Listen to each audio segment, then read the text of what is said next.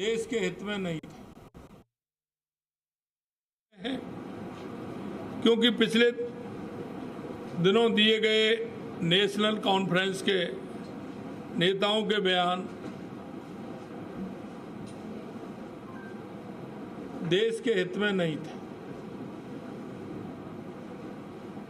हम कांग्रेस से पूछना चाहते हैं कि कांग्रेस आज उस नेशनल कॉन्फ्रेंस के साथ चुनाव लड़ने जा रही है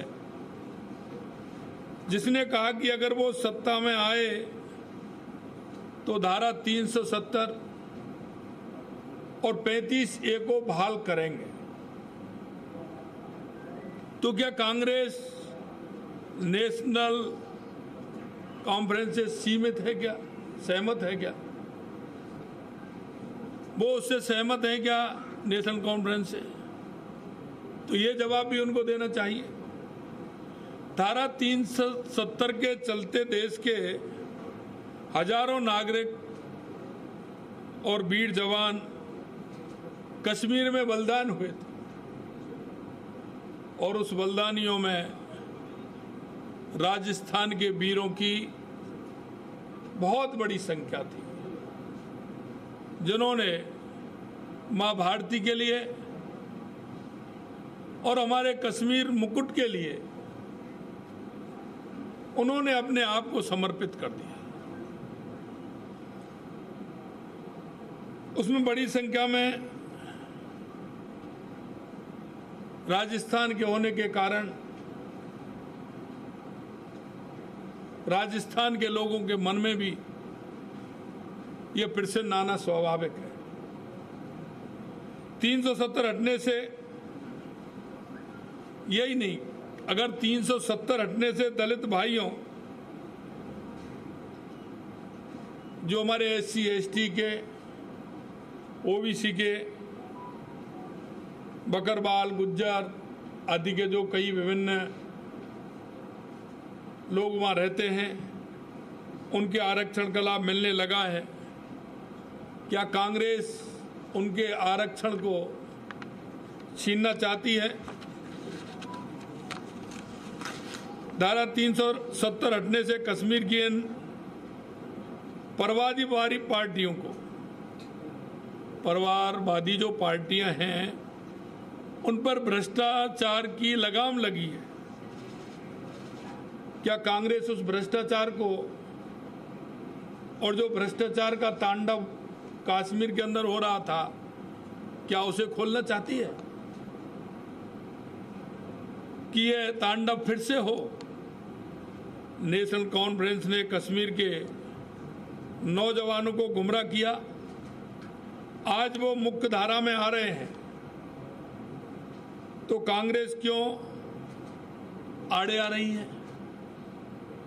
वो लोग जो मुख्य धारा में आ रहे हैं, बरसों से परेशान थे, वो आज वापस आ रहे हैं, तो कांग्रेस क्यों उसके आड़े आ रही है? जिन लोगों ने नौजवानों को AK-47 पकड़वाई, ये परिवारवादी पार्टियां उनके समर्थन में रही, आज कांग्रेस उनके साथ खड़ी है। देश की जनता जवाब चाहती है कि ऐसे लोगों के साथ जिन युवाओं को आगे बढ़ना था, आगे जाना था, उनके हाथों में AK-47 पकड़वाने का काम इन परिवारवादी पार्टियों ने किया था। इन पार्टियों ने जम्मू कश्मीर को अपनी जागीर समझ रखा था, उसे लूटने में लगे थे, और उनको आज इसी का दुख था। आज नरेंद्र मोदी जी ने वहाँ के नौजवानों को ताकत दी है, ये उसे वापस छीनना चाहते हैं। कश्मीर में कश्मीर अब बदल चुका है। अब वहाँ अमन है, शांति है, विकास है, रोजगार है, आरक्षण है। नरेंद्र मोदी और भाजपा के रहते उसे कोई नहीं छीन सकता। 370 को तो कोई वापस नहीं ला सकता। लेकिन कांग्रेस का असली चरित्र सामने आ गया, क्योंकि उन्होंने पहले भी किया और उनके मन में जो फितरत रहती है वो आज सामने आ गई। सत्ता के लालच में बार बार देश में एकता और सुरक्षा के साथ खेलने वाली कांग्रेस पार्टी ने जम्मू कश्मीर चुनाव में अब्दुल्ला परिवार की नेशनल कॉन्फ्रेंस के साथ गठबंधन करके फिर से अपने मंसूबों को देश के सामने रखा है। नेशनल कॉन्फ्रेंस के घोषणा पत्र के वादे पर कांग्रेस पार्टी और राहुल गांधी से मेरे 10 सवाल हैं। मैं उनसे पूछना चाहता हूं, क्या कांग्रेस नेशनल कॉन्फ्रेंस के जम्मू कश्मीर में फिर से अलग झंडे के वादे का समर्थन करती है? तो वो बताए। क्या राहुल गांधी और कांग्रेस पार्टी धारा 370 और आर्टिकल 35A को वापस लाकर जम्मू कश्मीर को फिर से अशांति, आतंक और आतंकवाद के युग में धकेलने के JK&C के निर्णय का समर्थन करती है? क्या कांग्रेस कश्मीर के युवाओं के बदले पाकिस्तान के साथ वार्ता करके फिर से अलगाववाद को बढ़ावा देने का समर्थन करती है?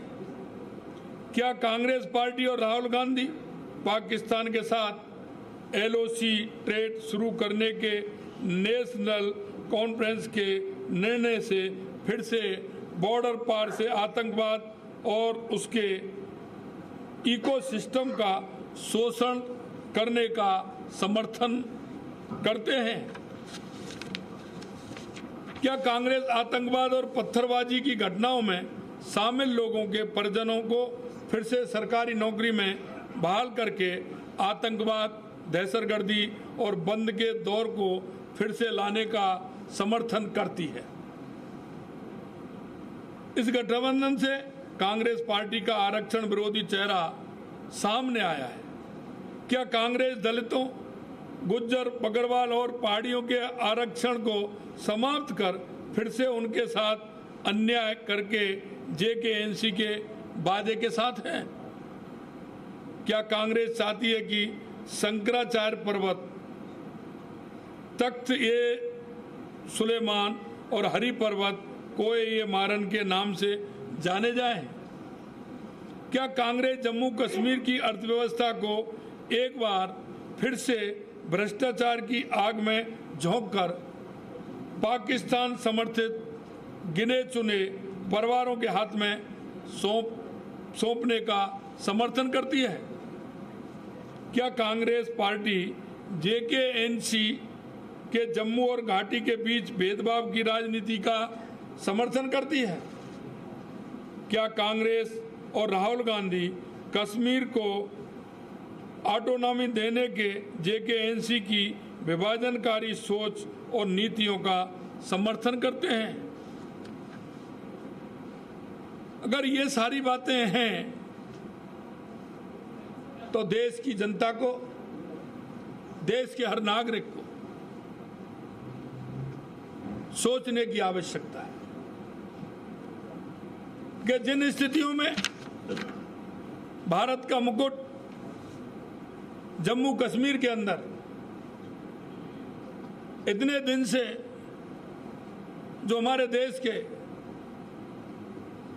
सैनिक और जो शहीद हुए हैं, उन्होंने कश्मीर के लिए अपने आप को समर्पित कर दिया।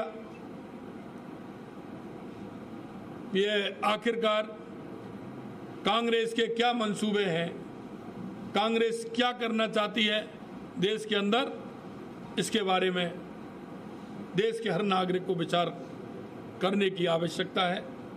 आज मैंने आप सभी को इसके लिए, क्योंकि कल आपने देखा था कि जिस तरह से ये गठबंधन और गठबंधन पर ये सारी बातें जो वहाँ की परिवारवादी पार्टियों ने कही हैं और कांग्रेस उसका समर्थन करती है, निश्चित रूप से कांग्रेस का चेहरा सामने देश के सामने आया है, ये मैं आप लोगों के बीच में कहने के लिए उपस्थित हुआ।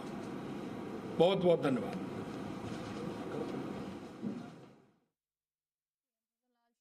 की प्रेस कॉन्फ्रेंस। धारा 370 हटने से कश्मीर की दिशा बदल रही है, तो परिवारवादी पार्टियों पर लगाम लगी है, ये भी कहना सीएम भजन लाल शर्मा का। तो वहीं कांग्रेस से उन्होंने कई सवाल पूछे हैं नेशनल कॉन्फ्रेंस पार्टी को लेकर।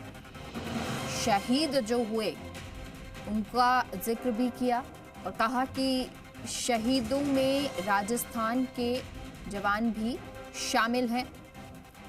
वहीं परिवारवाद का जिक्र भी एक बार फिर से हुआ है। जम्मू कश्मीर में चुनाव और चुनाव से पहले ये प्रेस कॉन्फ्रेंस सीएम